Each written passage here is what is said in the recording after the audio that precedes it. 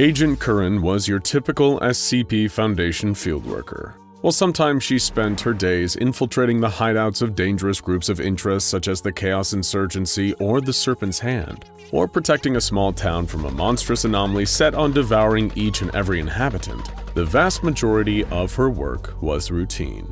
And with that mundane workload came boredom. Filing papers, filling out reports, and running to get her supervisor's coffee was just as much a part of her job as keeping the anomaly secured, contained, and protected from the outside world. As a result, Agent Curran had a lot of time on her hands, and one way she enjoyed filling it was with a good book. She loved to read, sometimes even more than she loved her real job. Sometimes she thought about taking a position observing the Wanderer's Library, where she could have a multiversal bibliography to pore over and more free time than she'd know what to do with. It makes sense if you had to face dangers as frequently as an agent of the SCP Foundation does, which is usually on a weekly basis. Then you'd want an escape from real life too. For Agent Curran, that's what reading was, and she liked being able to say she actually read all those literary classics that people pretend to have read to sound smart.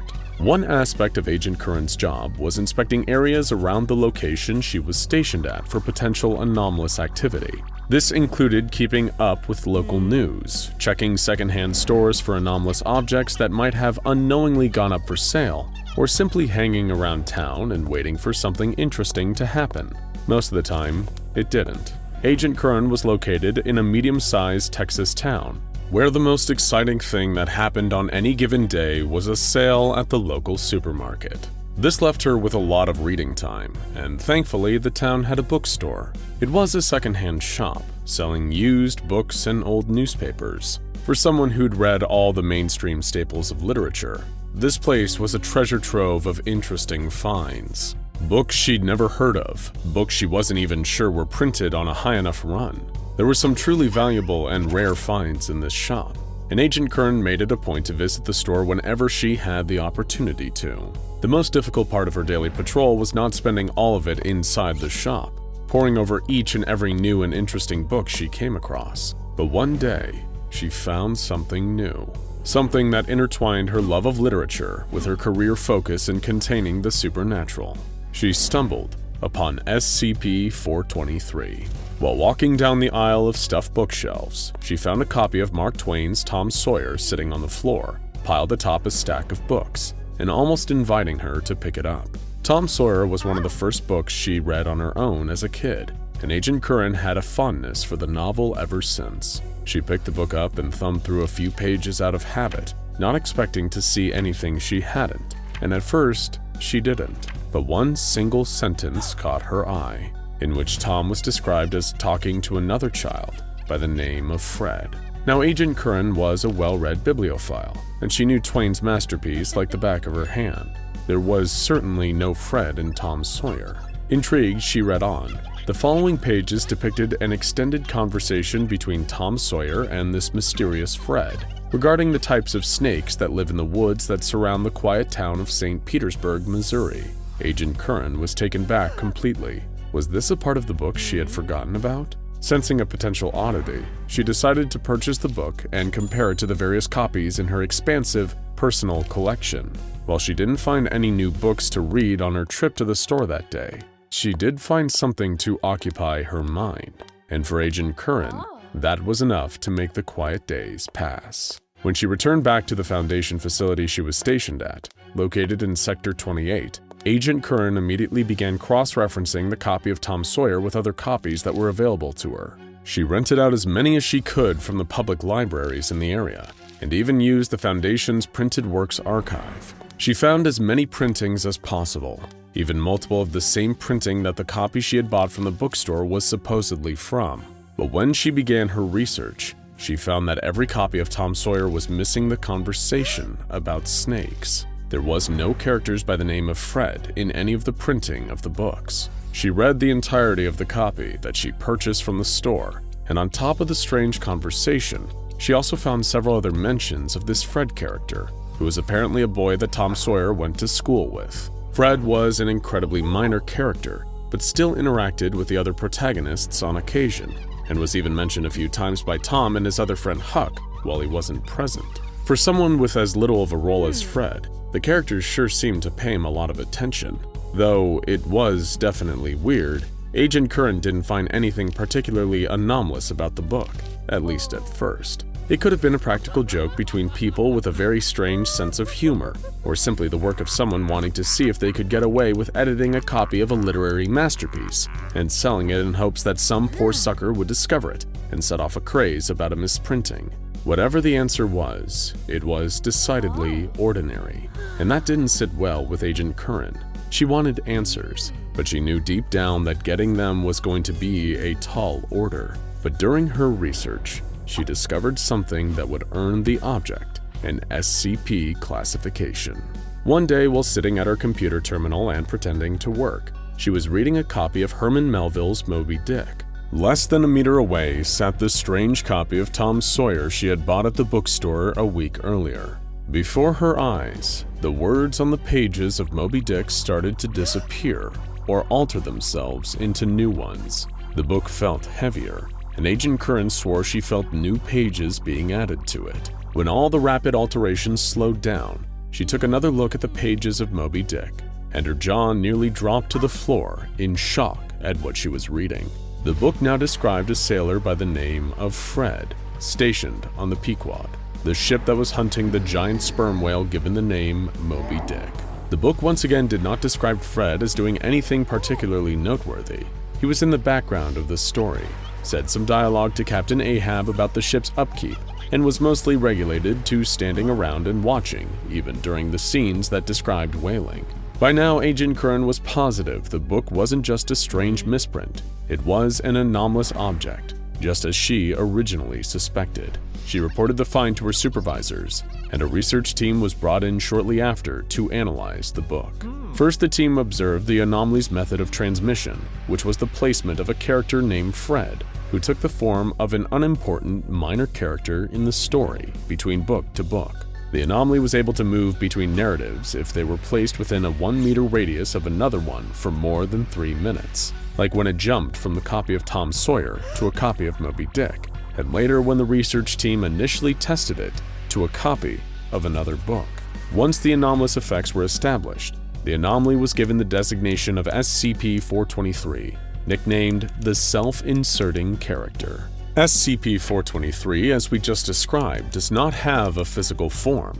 It's the character Fred, who is always an incredibly minor character with an overall lack of narrative importance. Fred is usually not physically described in the story, but when he is, he appears as an adult male of average height and middle age. But the Foundation quickly discovered that this could change. In narratives focusing primarily around children, such as Tom Sawyer, Fred was a child. In others that featured non-human characters, such as George Orwell's Animal Farm, Fred was an animal. Whatever the story called for, SCP-423 fit the constraints of the narrative. Other characters, when they address or acknowledge SCP-423, do not see its inclusion as odd or unusual, and the story proceeds as usual with minor alterations to the text. The Foundation discovered that SCP-423, if transferred to a journal, has the capability to communicate via writing back and forth between a researcher and the anomaly. This allowed the Foundation to discern SCP-423's nature easier and figure out how exactly the anomaly works. But more on that later. From the Foundation's communications with SCP-423, they found that it prefers fictional narratives, but testing proved that it can enter itself into any written work that features a narrative. That means biographies, anecdotes, and even the Foundation's very own research notes. As long as the prerequisite requirements for a narrative are present, such as names, events, places, and the bare skeleton of a story, SCP-423 can supplant itself into it. The process is also confined to physical, textual narratives. Purely visual or electronic mediums, such as television shows, video games, and computers, are all off-limits for SCP-423. But testing has shown that SCP-423 is capable of entering graphic novels and comic books, though when the texts become altered, it will only affect dialogue and text boxes. Paneling and art are unable to be altered and will remain the same, but the textual elements around the panels will change themselves to make way for SCP-423's inclusion. When SCP-423 is placed before a narrative it has previously entered, the effect will still take place, but this time the narrative will become slightly altered once more, differing from the previous time SCP-423 entered the narrative. While this is possible, communication with SCP-423 has shown that it much prefers to enter narratives it has not previously seen. As testing with SCP-423 is limited to introducing it to new narratives, the Foundation hasn't been able to answer a lot of questions regarding SCP-423's capabilities. Does it eat? Does it sleep? What would happen if it died, and can it? Well, the answers to these are unknown. SCP-423 has shown it possesses a high degree of narrative awareness and tends to keep itself out of trouble or out of situations that would result in death. At most, SCP-423 has been lightly injured in some narratives, but as soon as it enters a new book, the injuries it harbored in the previous one seem to vanish entirely. As we mentioned before, the Foundation can communicate with SCP-423 through a journal. When SCP-423 is introduced to the journal, which has questions written inside beforehand to coax the entity in. After transmission has taken place, SCP-423's answers to those questions will appear underneath. Once the entity is introduced to a new narrative, however, the answers will disappear entirely, meaning the Foundation has to record them before conducting any further testing with SCP-423. It is not believed that SCP-423 is a malicious entity, as Fred has been incredibly cooperative with the Foundation, answering questions and hopping from narrative to narrative during testing. In her few attempts to talk with the entity, Agent Curran and SCP-423 got along well and spoke about various books. Though Curran was instructed to not make any promises that the Foundation could introduce SCP-423 to any book it wanted, mainly SCP-423 has focused its efforts on asking the Foundation for narrative with lots of background characters, specifically because this makes it easier to blend in, and in Fred's words, watch the good stuff. Largely, the Foundation has complied with these requests, under the condition that if at any point SCP-423 becomes uncooperative, it will be confined inside the journal for an extended period of time until it starts to listen again. While SCP-423 isn't dangerous in and of itself, Foundation personnel handling it still have to keep an eye out. If they're taking written notes, for whatever reason within SCP-423's presence, the entity can transfer itself to them. As a result, all research done regarding SCP-423 must be electronically recorded. Thankfully, the inclusion of a guest researcher, Fred, in any seasoned researcher's SCP file is going to raise some eyebrows, so possible SCP-423 intrusions are easy enough to detect. SCP-423's containment procedures are also similarly lax, keeping the anomaly inside a plain marked journal with the label 423. Due to the anomaly's relatively passive nature, the Foundation has tested SCP-423 with a plethora of narratives, just to see how it might alter them and if those alterations could garner any new information about the anomaly. Let's take a look at some of them. SCP-423's experiments were authorized by the Overseer Council and conducted by the Anomaly's research head, the esteemed Dr. Everett Mann. In all tests, SCP-423 was introduced to an outside narrative, and after alterations took place, the text was read by Foundation personnel and recorded in the testing log. First up, SCP-423 was introduced to Tolkien's The Hobbit. A fourth dwarf named Frederer was present in Gandalf's party of 13 on their quest to reclaim the dwarves' mountain home from the dragon Smaug. There were small changes to the text, such as a lack of a lucky number being referenced, and the death of the character Oin in the final portion of the novel. Frederer survives the journey. Dr. Mann had this to say about the test. SCP-423's role is larger in this work, allowing a better look at its effects. The dialogue written for the character is similar to that written for the other dwarves. Other differences in text match Tolkien's writing style as used in the rest of the book. Another test introduced SCP-423 to J.K. Rowling's Harry Potter and the Half-Blood Prince, but to little effect. A wizard named Fred appears, but very few changes in the actual story were noted,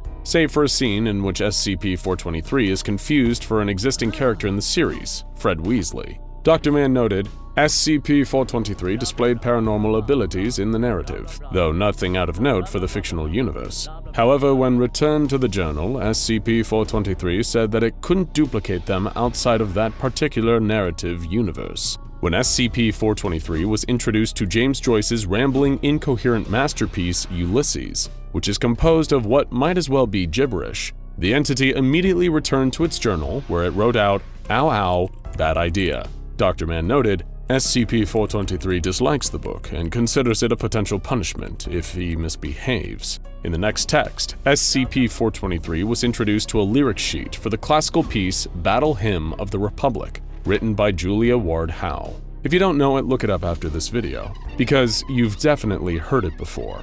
Once inside, SCP-423 altered the lyrics. "I have seen him in the watchfires of 100 circling camps, and I can read his righteous sentence by the dim and flaring lamps," were changed to, "Fred has seen him in the watchfires of 100 circling camps, and Fred can read his righteous sentence by the dim and flaring lamps." Upon return, SCP-423 stated that it found the experience interesting, but ultimately did not want to do it again.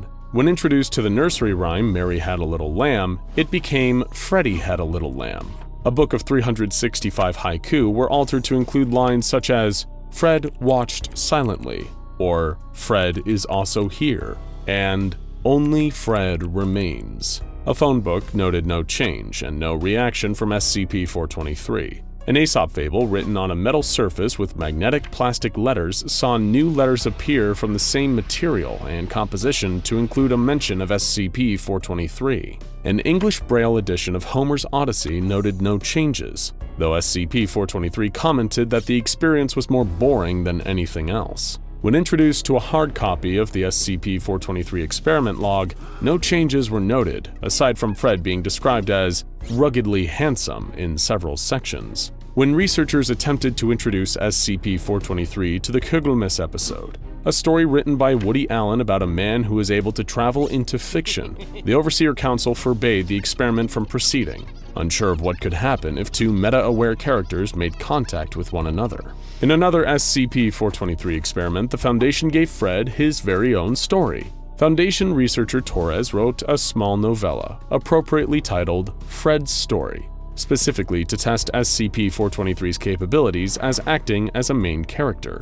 Fred's story was set in a fantasy kingdom, inhabited entirely by beautiful women. When the kingdom is attacked, the queen performs a ritual to summon a hero from another dimension to save them. The hero is never given a name, but it is mentioned that he is male and can transfer himself to different works of fiction. While SCP-423 was flattered that he had a narrative all to himself, he didn't change much in the story. The hero was still unnamed, and the text was largely unaltered, save for a single sentence mentioning the Queen's handmaiden, Frederica. After returning to the journal, SCP-423 had this to say, "I appreciate the offer, but I just can't. I never deserve to be in the spotlight." Now go check out SCP-1025 Encyclopedia of Common Diseases and SCP-1230 A Hero is Born for more anomalously literature-crazed SCPs.